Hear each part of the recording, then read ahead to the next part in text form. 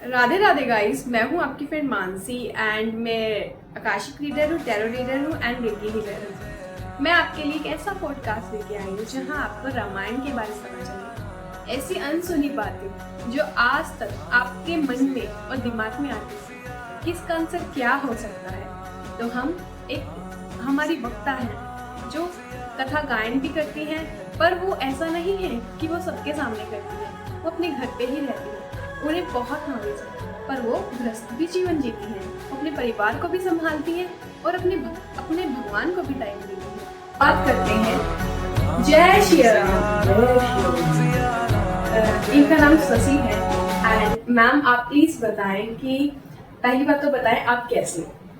ठीक है, बिल्कुल ठीक। सो हमारा जो क्वेश्चन रहेगा आपसे वो सारा कुछ रामायण से रिलेटेड रहेगा।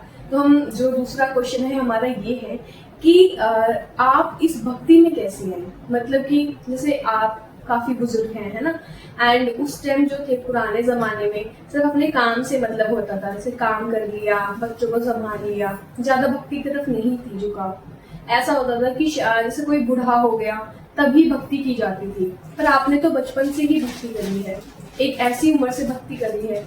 आप प्लीज हमें बताएं आप भक्ति में कैसे हैं। भक्ति में हम ऐसे आए, पहले तो थोड़ा बहुत ही कर लेते हैं, पूजा पाठ जैसे सब करते हैं।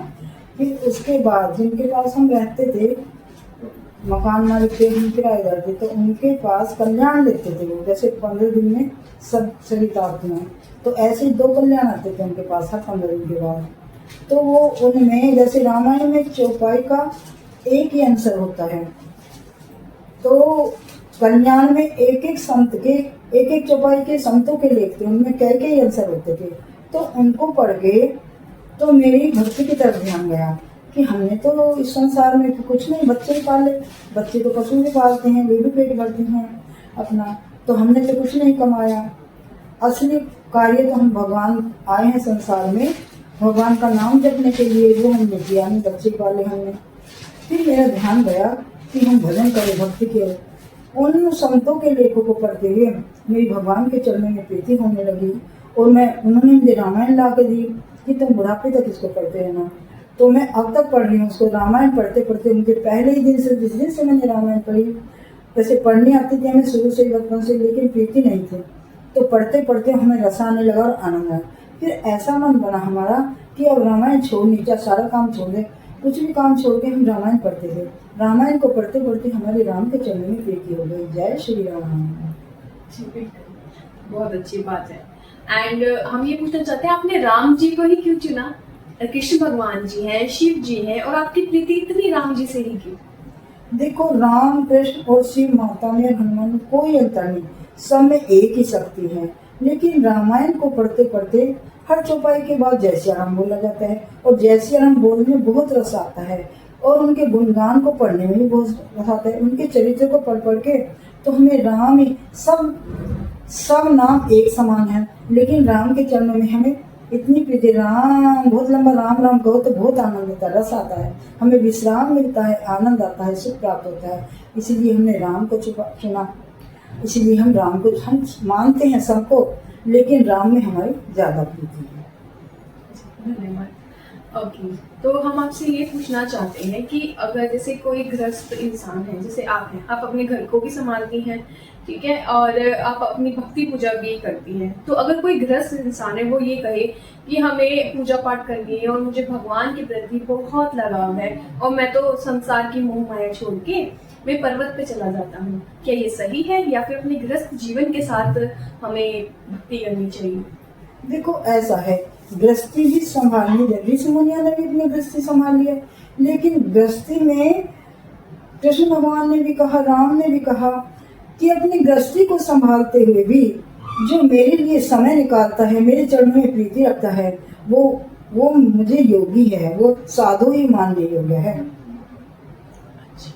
तो मतलब आप ये कहना चाहते हो कि हम गृहस्थ में रहकर भी भगवान को पा सकते हैं, जैसे कि सीता जी ने जैसे सीता जी और राम जी थे वैसे ही कौशल्या जी ने उनको पाया। तो हमारा जो नेक्स्ट क्वेश्चन है वो ये है कि रामायण जो है और सुंदरकांड है, बालकांड है, उसमें क्या अंतर है, और अंतर है तो क्या है, और अगर कुछ सही सेम चीजें हैं, मतलब एक जैसी चीजें हैं, तो क्या है? आप अपने उससे बताएं। देखिए, सुंदर का बालकांड में राम के बाल चरित्र हैं और भक्ति का है, सबको नमस्कार है, नमन है, सबको ऋषि मुनियों को, पापियों को भी नमन है कि कोई विघ्न न डाल दे, इसलिए हम सबको प्रणाम करते हैं। और रामायण में सुंदरकांड में कोई अंतर, रामचरित और रामायण में कोई अंतर नहीं है, एक समान है। सुंदरकांड को भगवान ने इसलिए तुलसीदास ने इसलिए उत्तम बनाया है कि सुंदरकांड को करने की, सारा हनुमान जी का है, एक एक चौपाई सुंदरकांड की महामंत्र है, इसको जपने से सारे संकट मिलते हैं और अच्छे काम होते हैं, सुंदर काम हो जाते हैं सारे। इसलिए घर घर में शंकर भगवान ने ये प्रचार किया कि हिंदी में रचना करवाई रामायण की, कि घर घर में रामायण होना चाहिए। पहले संस्कृत में थी, वाल्मीकि ने जो रची थी उसको कोई संत लोग ही पढ़ते थे, घर घर में नहीं थी। अब हिंदी में शंकर भगवान ने तुलसीदास जी को दर्शन कर देकर हिंदी में रचना की, घर घर में रामायण होनी चाहिए। अब इसको हम जैसे भी अनपढ़ लोग पढ़ सकते हैं और भगवान का नाम जप सकते हैं। तो आपका कहने का अर्थ है ये सब चीजें सेम ही है, मतलब एक जैसी ही है, बस इसमें है कि कुछ में छंद है, कुछ में संस्कृत है और किस में हिंदी बताती है। रामायण में सारी भाषाएं हैं। अच्छा, ठीक है। मतलब इतनी आसान है कि थोड़ा पढ़ा लिखा भी इसको आराम से पढ़ सकता है, और जब लगन सच्ची हो जाती है तो चींटी भी पहाड़ पे चढ़ जाती है। बिल्कुल। तो एक चीज और बताइए आप मैम कि हमें जो वाल्मीकि हैं उन्होंने रामायण में राम जी को एक राजा की तरह दर्शाया है, और वहीं वाल्मीकि उन्होंने तुलसीदास जी ने जो हमारे रामचरितमानस है उसमें उन्होंने क्या कहा है, उन्हें ईश्वर की तरह दर्शाया है। ऐसा क्यों करा उन्होंने? ऐसा देखो, वाल्मीकि का वो तो अपना भाव होगा, लेकिन वाल्मीकि रामायण में भी और तुलसीदास की रामायण में भी राम तो ब्रह्म ही है, भगवान है, लेकिन राम ने अपने को भगवान कहने से छुपाया है। 14 ऋषि मुनि जानते थे कि मैं भगवान हूँ, लेकिन उन्होंने छुपाया है। जब वन में गए राम और वाल्मीकि से रहने का स्थान पूछा कि मैं कहाँ रहूं, तो वाल्मीकि राम जी मुस्कुरा दिए। उन्होंने कहा कि मेरा बहुत भेद मत खोलिए कि मैं राम हूँ, मुझे मनुष्य ही रहने दीजिए। तो जैसे मैंने मनुष्य रूप में, ऐसे ही आप मुझसे बताइए। तो जब उन्होंने बताया, तुम ही निवेदित भोजन करही, प्रभु प्रसाद पट भूषण धरही, राम सिया राम जय जय। कि जो इंसान जो कुछ खाता है, भोजन करता है और वस्त्र पहनता है, पहले मुझे अर्पण करके उन वस्त्रों को धारण करता है, और जैसे भोजन जो भी खाता है प्रसाद बना के मुझे अर्पण करके बाद में भोग लगाता है प्रसाद समझ के, उसके हृदय में आप निवास कीजिए। जिनके श्रवण समुद्र समाना, कथा तुम्हारे सुभग सरनाना, राम सिया राम जय जय राम। जिनके कान ऐसे हैं, श्रवण कहते हैं कान को, जिनके कान ऐसे हैं जो भगवान की कथा सुनते कभी अघाते नहीं, बस नहीं करते, तृप्त नहीं होते, उनके हृदय में आप निवास करते हैं। जैसे समुद्र में वर्षा का कितनी नदी नालियों का पानी चला जाओ, लेकिन वो कभी अघाता नहीं, वो बस में सब उसमें समा जाता है। ऐसे भगवान के भक्त हैं, कितना भी नाम जप लो और कितना गुणगान, उनकी तृप्ति नहीं होती, वे बस नहीं करते। वो कहते हैं हमें और कथा सुनने को मिले और राम का नाम जपने को मिले, उनकी तृप्ति बढ़ी रहती है। जय श्री राम। जय श्री राम। बिल्कुल बिल्कुल बिल्कुल, बहुत बहुत सही कहा आपने। जब भगवान का नाम आता है तो मन को ऐसा लगता है कि गाए जा, और भगवान का नाम गाए जा। बिल्कुल सही कह रहे हो।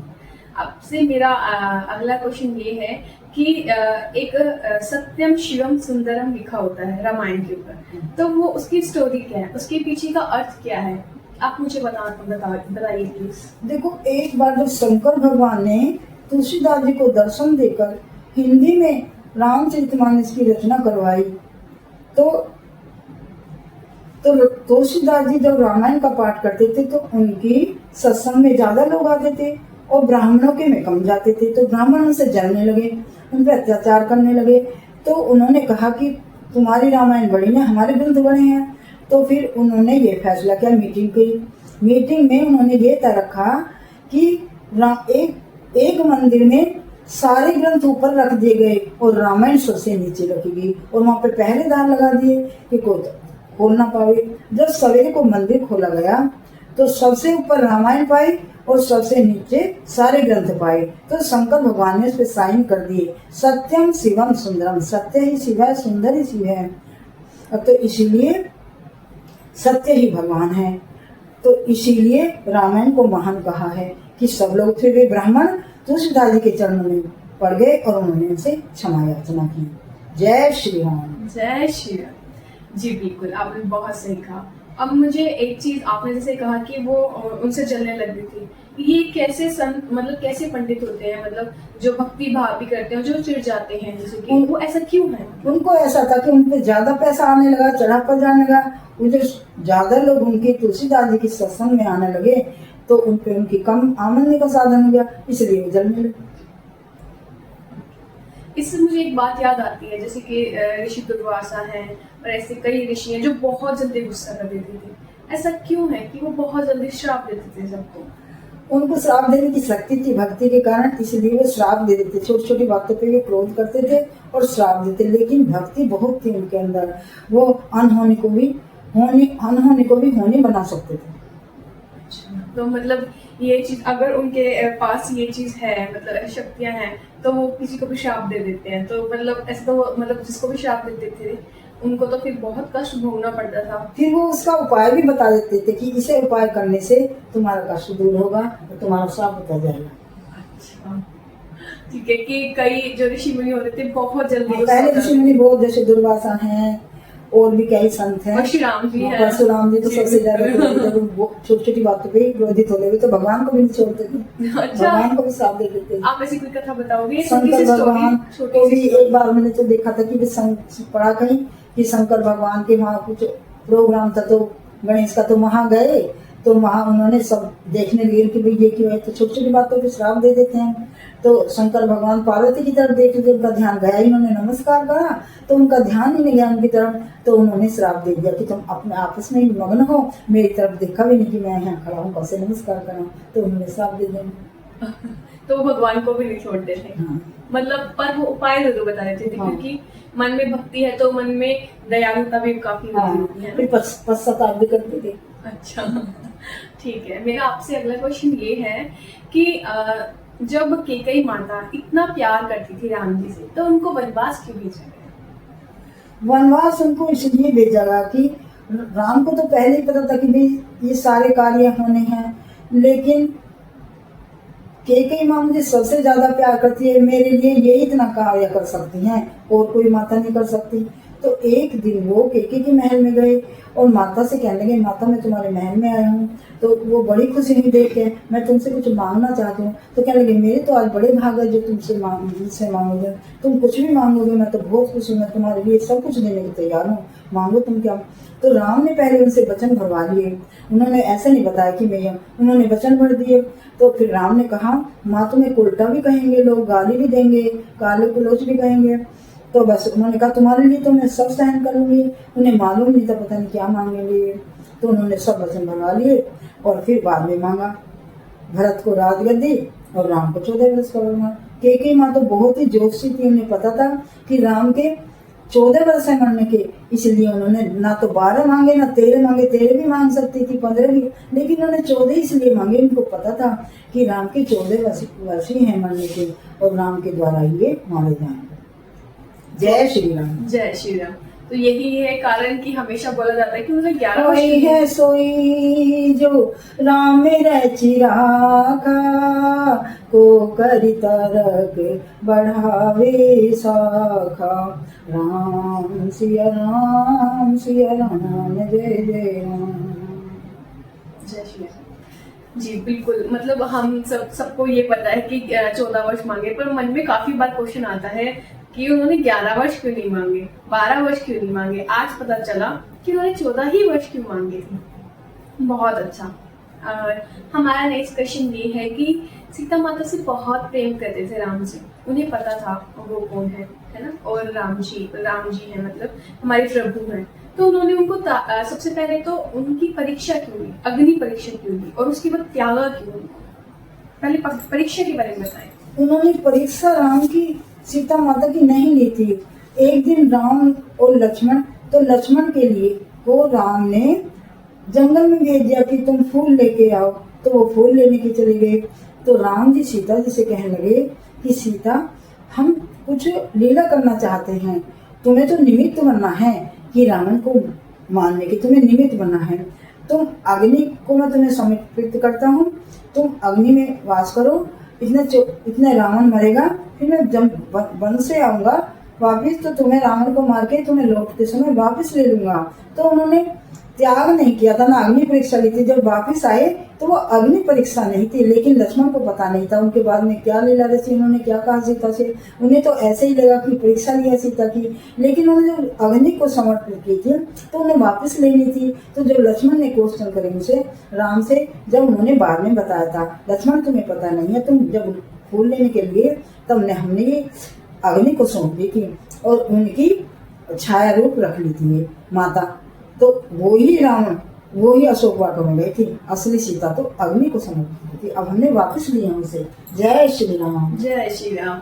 अच्छा, तो वो सिर्फ उनकी अग्नि परीक्षा नहीं थी, उन्होंने उनकी परछाई भेजी थी, जैसे कि आपने बताया। ठीक है, और फिर उन्हें त्यागा क्यों? मतलब लास्ट में त्याग करके वहां क्यों भेजा गया? देखिए, उन्होंने, राम ने कभी भी सीता जी का त्याग नहीं करा। वे तो कहने के लिए राम सीता अलग हैं, लेकिन वे एक ही हैं दोनों। राम में सीता है, सीता में राम है, देखते हैं हमें दो, लेकिन कभी भी उन्होंने त्याग नहीं किया। ये तो सीता की मर्जी थी कि मैं वन में रहूं और मेरे बच्चों को अच्छी शिक्षा मिले, ऋषि मुनि जैसे मेरे बच्चे बने, इसीलिए वे वन में रही थी। और उनको एक बात का और है कि वो जो दशरथ ने प्राण त्याग दिए थे, तो राम ने उनकी आयु लेके और 11,000 वर्ष तक राज किया था।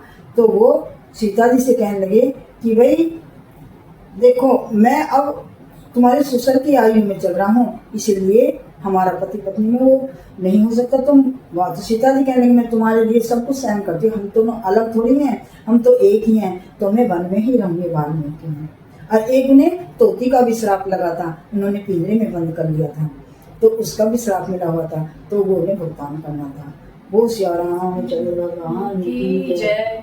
तो आप एक बार तोती का बता सकते हो, तोती का क्या श्राप था? अगर तोती, उन्होंने एक बार तोते को पिंजरे में बंद लिया, वो राम कथा गए थे, उन्होंने कहा मुझे राम कथा सुनाओ, तो उन्होंने सुना दी। तो उन्होंने राम कथा सुनने के लिए उसको बंद कर लिया। तोता दुखी होने लगा कि मुझे छोड़ दो, मेरी तोती गर्भवती है और ये मर जाएगी, मैंने छोड़ दो। उन्होंने उसको छोड़ा नहीं, तो उन्होंने श्राप दिया, जैसे तुमने मुझे अलग अपने पति से किया, तो तुम भी एक दिन पति से अलग होगी। तो उन्होंने ये श्राप दिया था। जब राम वन को गए थे, केकई ने वनवास लिया था 14 वर्ष का, तो वो तोते का श्राप था। फिर तोती ने उन्हें श्राप दिया कि जैसे मैं बिना पति के रह रही हूँ और मैं अपने बच्चे कैसे पालूंगी, परवरिश करूंगी, इसीलिए मैं भी तुम्हें श्राप देती हूँ कि तुम भी ऐसे दुखी होगी जैसे मैं दुखी हो रही पति बिना। तो इसलिए जब वाल्मीकि के आश्रम में गई तो उन्हें तोती का श्राप लगा हुआ था, तो उन्हें भुगतान करना पड़ा। जैसा कर्म प्रधान विश्व कर राखा, और जो जस करहि सो तस फल चाखा। राम सिया राम सिया राम, जय जय राम। आज शायद सबको क्लियर हो गया होगा कि एग्जैक्टली क्या बात है। सबके मन में ये बातें जरूर रहती है कि क्यों सीता जी का त्याग करा, क्यों अग्नि परीक्षा ली। शायद आज इस वजह से सबको क्लियर हो जाएगा कि बात तो कुछ और थी जो आज तक हम समझ ही नहीं पाए। और आपसे मेरा नेक्स्ट क्वेश्चन ये है, हनुमान जी हर जगह राम जी को देखते थे, तो जब उन्हें सीता माता ने माला दी थी लास्ट में, तो उन्होंने तोड़ क्यों दी? क्यों उन्हें राम जी नहीं दिखे उसमें? उन्होंने इसलिए तोड़ दी, उन्होंने तोड़ के देखा उसमें कोई राम दिखे नहीं, उन्हें मोती मोती थे। तो उन्होंने कहा उस चीज को रखने से क्या फायदा जिसमें राम नहीं हो, तो इसलिए उन्होंने उसको तोड़ तोड़ के टुकड़े।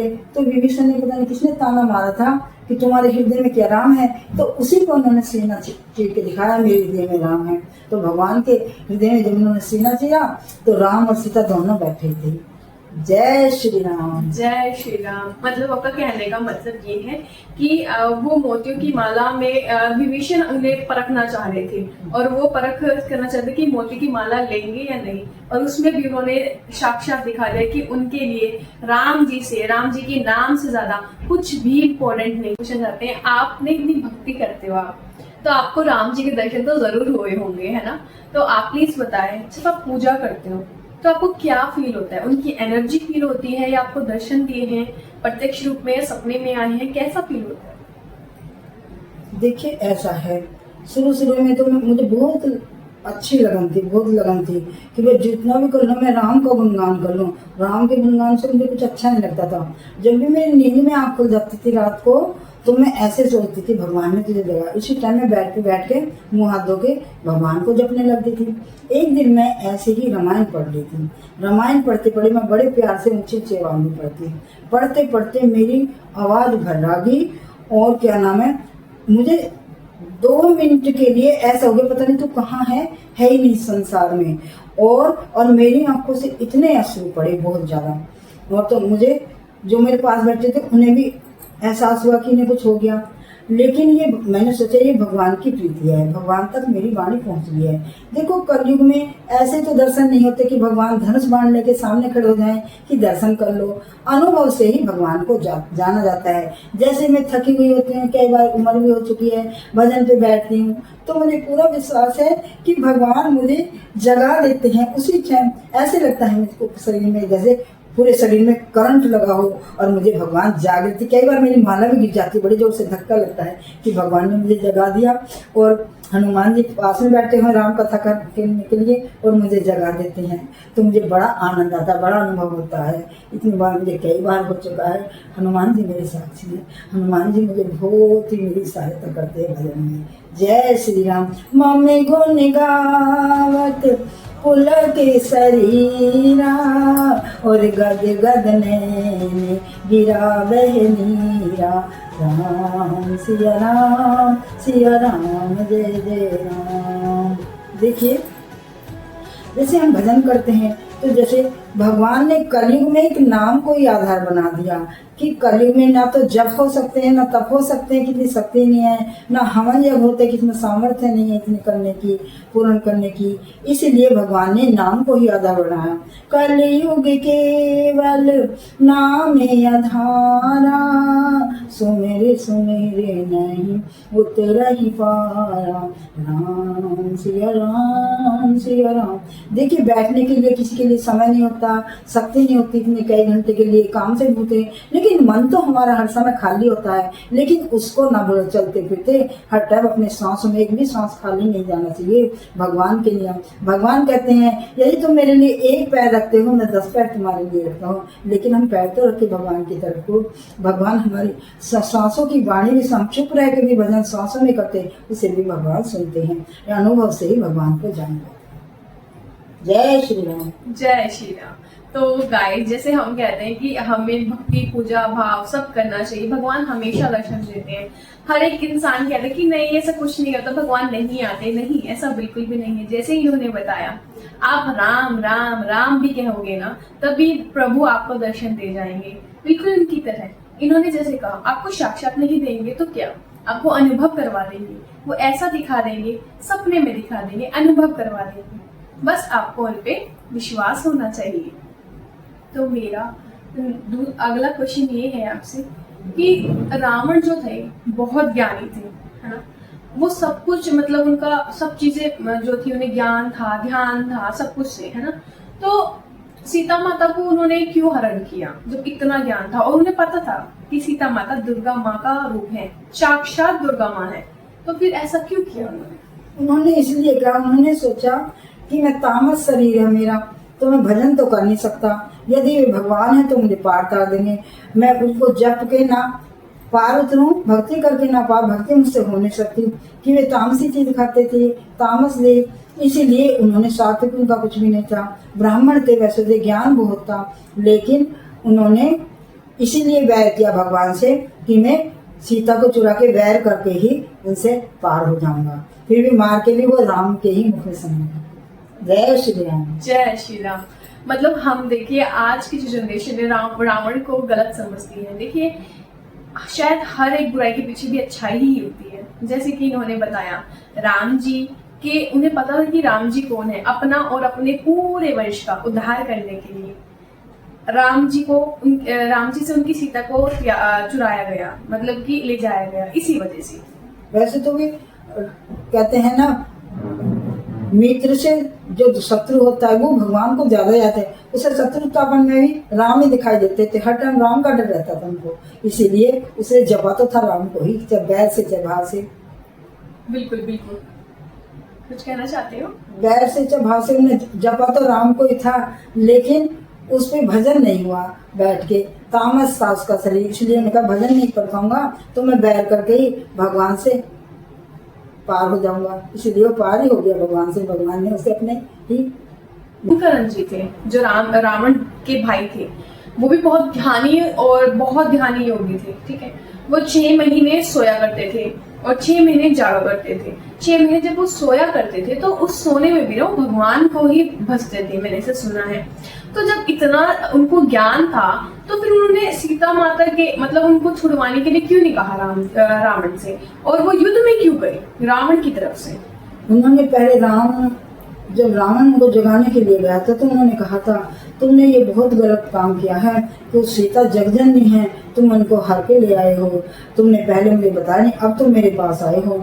लेकिन फिर भी तुम भाई होने की वजह से कि तुम मेरे बड़े भाई हो, मैं तुम्हारा ही साथ दूंगा। लेकिन भगवान के भी पूरे भक्त हैं, जब युद्ध में वे विभीषण से मिले तो उन्होंने विभीषण से कहा धन्य हो तुम्हारी माता, धन्य है तुम, धन्य हो जो तुम राम के चरणों में आए, राम के चरणों में तुम्हारी प्रीति है, अब तुम चले जाओ राम के साथ, और मैं भाई की वजह से युद्ध करूंगा। जय श्री राम। जय श्री राम। तो देखिए गाइस, हम जिसको गलत समझते हैं जो कुंभकर्ण है, उनका भी कुछ फर्ज था, वो सिर्फ फर्ज के लिए गए, उन्हें सब पता था, जैसे कि रावण को पता था। सवाल ये है कि रामायण में सुना जाता है कि काकभूषण जी भी हैं, वो कौन है और उनकी क्या कथा है? काकभूषण जी तो अजर अमर हैं, वो सबसे ही ज्यादा राम को प्रिय हैं। वो नीलगिरी के ऊपर एक पक्षी रूप में भी रहते हैं और बड़े बड़े पशु पक्षी वहाँ कथा सुनने के लिए आते हैं। जब शंकर भगवान ने पार्वती का त्याग कर दिया था तो शंकर भगवान भी वहाँ हंस का रूप धारण करके काकभूषण जी की कथा सुनने जाते हैं। एक बार गरुड़ जी को जब नागपाश से अहिरावण को बांध लिया था तो नारद जी उनको बुला के लाए थे गरुड़ जी को नागपाश खुलवाने के लिए। तो उनको अहंकार हो गया कि नागपाश खुलवाने के लिए मुझे बुलाया, तो मैंने तो कोई भगवान का वो चमत्कार नहीं देखा, ये कैसे भगवान है। तो उसको अहंकार मिटाने के लिए उसकी बुद्धि भ्रम हो गई। तो उन्होंने शिव जी के पास गए, शिव जी रास्ते में मिले थे, वो कहने लगे पशु की पक्षी की बोली पक्षी ही समझते हैं, इसलिए मैं तुम्हें काकभूषण के पास भेजता हूँ, तुम वहां चले जाओ, नीलगिरी पर वे कथा करते हैं, उनकी कथा को सुनने से तुम्हारा सारा भ्रम दूर हो जाएगा। वे वहाँ नीलगिरी के पर्वत पर गए और उस समय वे कथा शुरू ही करने जाते ही उनका सारा भ्रम दूर हो गया। नाथ कथा रत भयो में तब दर्शन खगराज, और आयस देव सो करो अब प्रभु आयस के ही काज, सिया भज राम जय जय राम। सदा कथा रत रूप तुम हर कह मृदु बचन खगेश, जय के अस्तुत साधन निज मुख कीन महेश, सिया भज राम जय। शंकर भगवान ने अपने श्री मुख से उनकी खुद बड़ाई की है। और काकभूषण जी गरुड़ जी को काकभूषण जैसे भी वहां गए तो वे कथा शुरू करने जा रहे हैं, उनको वहाँ के वातावरण को देखते हुए भी उनका सारा मोह भ्रम दूर हो गया और उन्होंने पूरी सारी कथा सुनाई। कथा और क्यों? सबसे बड़ा त्याग रामायण में भरत और उर्मिला का था। देखो उर्मिला जब राम और लक्ष्मण सीता वन को गए तो जिस दिव्य से उन्होंने लक्ष्मण की आरती उतारी थी, 14 साल तक वो दीवा उन्होंने बुझने नहीं दिया, उनकी सेवा नहीं करी, और जब वन से वापस आए तो भी उसी दिव्य से उनकी आरती करी। बहुत बड़ी शक्ति की उनको धन्य है, उनके वजह से ही सबसे बड़ा त्याग था उनका। और भरत सेवा में सबसे आगे पढ़नी चाहिए। पहली बात तो ये बताइए कि हमारी जनरेशन को, हमारे जैसे बच्चों को रामायण पढ़नी चाहिए और क्यों पढ़नी चाहिए, उससे क्या फायदा होगा उनका? देखो, रामायण एक ऐसा ग्रंथ है जो गृहस्थी वालों के लिए बहुत उत्तम है, बहुत महान है।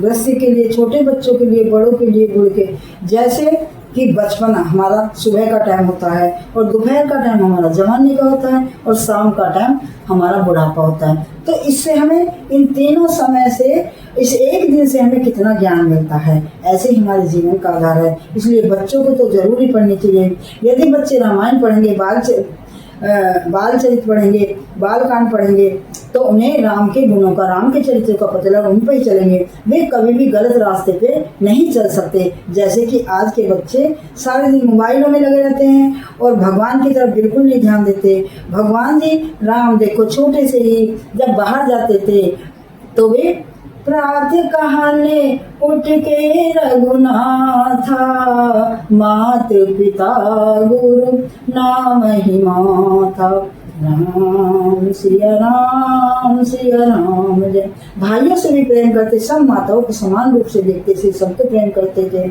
और सबका ध्यान रखते थे। उन्होंने कभी भेदभाव नहीं किया। राम बहुत महान है। राम कहने से ही सारे संकट मिट जाते हैं। इसलिए राम बहुत महान ग्रंथ है जो गृहस्थी वालों के लिए तो अति उत्तम है। इसको जरूर पढ़ना चाहिए। जय श्री राम। जय श्री राम। जैसे कि इन्होंने बताया, हमारी जनरेशन को बिल्कुल पढ़ना चाहिए। उनको ये समझ आएगा, उनका चरित्र समझ आएगा। जैसे उनके जीवन में, अगर हमारी जनरेशन वालों के जीवन में कोई भी कठिनाई क्यों ना हो, उनके सब उत्तर रामायण में मिल सकते हैं। ठीक है। हम आपसे एक और क्वेश्चन पूछना चाहते हैं, मतलब हम अगर आपकी इजाजत हो तो, कि 2 चौपाई 2 श्लोक ऐसा कुछ कि आप एक तो जो जिन बच्चों का ध्यान पढ़ाई में नहीं लगता है उसके लिए बताएं पहले तो एक। उसके लिए देखो, एक चौपाई है। इस चौपाई को जैसे राम गुरु के घर गए विद्या पढ़ने के लिए, वो सब कुछ जानते थे फिर भी, तो इसी चौपाई को उनको गान करना चाहिए। गुरु ग्रह गए पढ़न रघुराई, अल्प काल विद्या सब। इन थोड़े ही समय में सारी विद्याओं का ज्ञान होगा। और सरस्वती माता को प्रणाम करना चाहिए, सरस्वती माता की पूजा करना चाहिए। सरस्वती माता विद्या की माता है, उनको पढ़ने से, नमस्कार करने से विद्या की बढ़ोतरी होती है। एक तो बच्चों को हनुमान चालीसा जरूर करना चाहिए। हनुमान को मनाने से सारे, हनुमान है विद्यावान गुणी अति चातुर, और राम काज करिबे को आतुर। हनुमान चालीसा करने से उनको बल बुद्धि मिलती है और उनके सारे काम बन जाते हैं और संकटों से भी दूर हो जाते हैं। तो इसलिए हनुमान चालीसा बच्चों को जरूर, क्योंकि विद्या के सागर हैं, विद्या बुद्धि के, हनुमान जी को सारी विद्याएं आती हैं, तो हनुमान चालीसा करने सारी विद्या प्राप्त हो जाएंगी। लेकिन भाव से करना चाहिए। हनुमान चालीसा बच्चों को रोज पढ़ना चाहिए। जो 7 बार पाठ करे कोई, जो 7 बार पाठ करे कोई, राम सिया राम सिया राम जय राम। जी ठीक है। देखिए, हर एक व्यक्ति को, एक छोटे से बच्चे को जिनका पढ़ाई में मन नहीं लगता, हनुमान चालीसा हमेशा करना चाहिए। तो आपका बहुत बहुत धन्यवाद शशि जी कि आप हमारे इस पॉडकास्ट में आई, और आपकी वजह से कितने लोगों को इस चीज की जानकारी होगी कि रामायण की जो सच्चाई थी, जो आज तक हमें पता ही नहीं थी, वो पता चली। जय श्री राम। गाइस, ये पॉडकास्ट आपको कैसा लगा आप प्लीज कमेंट करके जरूर बताइएगा। थोड़ी बहुत मिस्टेक हो सकती है क्योंकि फर्स्ट पॉडकास्ट था, एंड बट जो भी था मुझे बहुत अच्छा लगा, क्योंकि ऐसी नॉलेज मिली है, ऐसा कुछ हमें पता चला है शायद हमें पता ना हो। और हमेशा बहुत सारे जने इसमें कंफ्यूज रहते थे। एंड लास्ट में मैं आपको हमेशा की तरह एक छोटी सी रेमेडी देना चाहती हूँ, और वो रेमेडी ये है। आपको क्या करना है, अगर आपका मतलब किसी भी कोई भी रिलेशनशिप खराब है, मान लीजिए आपके परिवार से नहीं बनती, आपके घर वालों से नहीं बनती, आपके भाई बहनों से नहीं बनती, आपके फ्रेंड से नहीं बनती, आप जिससे भी काम कहते हो वो आपको काम को अनसुना कर देता है, आपको क्या करना है, सुबह सिर्फ 10 मिनट निकालने हैं। ये छोटी सी रेमेडी है। आपको अपनी सांसों को राम की माला बनाना है। आप सांस लोगे राम, छोड़ोगे राम, हमेशा बस 10 मिनट अपनी सांसों की माला, अपनी सांसों को ना राम की माला बना लीजिए, और फिर देखिएगा जो भी आपसे, जो आपके काम नहीं बनते थे, वो सब बनने लग जाएंगे। यहाँ तक कि जो आपकी बात नहीं सुनते थे, उनके भी कॉल्स आपके पास आने लग जाएंगे। अब 21 डेज ये ज़रूर करके देखिएगा एंड फिर मुझे